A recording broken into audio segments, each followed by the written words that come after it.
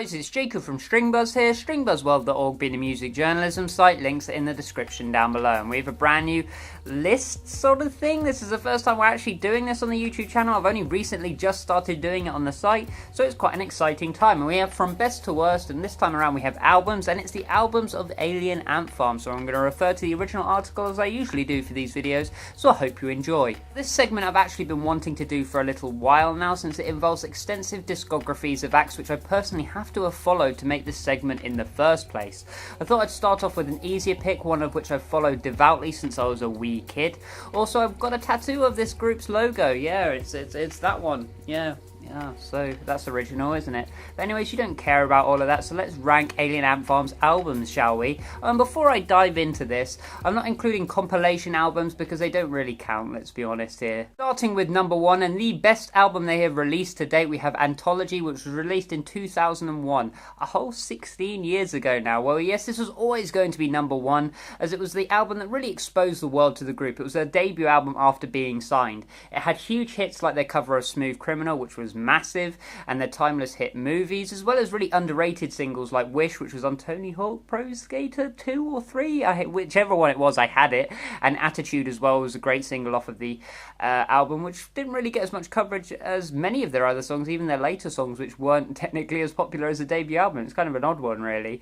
Not only was the album full of great, fun, stateside rock anthems, it also develops really well as like an overall project. We have moments which are quite pop-punky, moments which are quite grungy, like really grungy in some parts, moments which are almost metallic, and yes, we even have some prog just towards the end of the album with their track Universe. The album is so well balanced, and there isn't a moment of filler on here at all. Every track is necessary, and every track is different as well.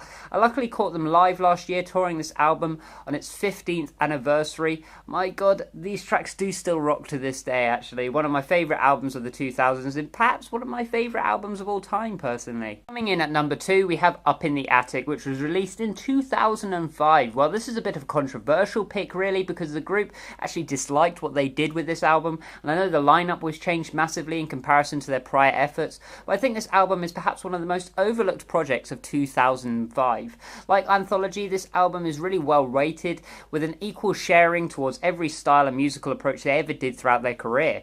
A personal favourite by the group, and for me, has to be She's Only Evil, one of the best rock ballads I've heard in my lifetime, and the lyrics on that thing are almost haunting. In fact, the lyrics on the entire album were great, and I think Dryden really carried the group throughout this process, really putting in a really harrowing effort from track to track. Sure, there is a bit of filler on this one, and one or two tracks which are made for certain sections actually feel a little bit bloated and unimaginative, but it's more than worth it to hear those brilliantly written tracks like Cricket, Sleepwalker, and She's Only Evil. Coming in at number 3, we have TruANT, which was released in 2003, and it was a follow-up album to Anthology. Now, I know the group actually treasures this album very dearly, and is still somewhat peeved to this day that it didn't get as much attention as Anthology, but I think they kind of dropped the ball with this album, being a little bit lost in their direction. Although I previously praised their exploratory nature on their other 2 albums, this one just seemed to flop about everywhere, not really deciding on an overall appearance or approach. Sure, we had some great tracks on this thing, like the very successful single Glow, and the equally successful follow-up These Days, but we had a lot of tracks which were just a little bit floundering, really. I mean, Rubber Mallet sounds like a worse version of Sarah Wynn, and yet they're only 4 songs apart on the same album, and SS Recognizes a colossal step down as a finale track in comparison to Universe, She's Only Evil, and even their future release on Always and Forever, Dirty Bomb, which ended that album. The whole album suffers from not having a definitive track for the rest of the album to really centre around, a procedure which is quite important when you're just a stateside rock group. You have to have the song people go to, the commercial track, the commercial build-up, and the rest of the album you have time to sort of really experiment, whereas here I think they just tried throwing everything in random directions and it didn't quite stick. Coming in at number 4, we have Greatest Hits, which was released in 1999, a whole 2 years after I was born, so you can make your assumptions off of that.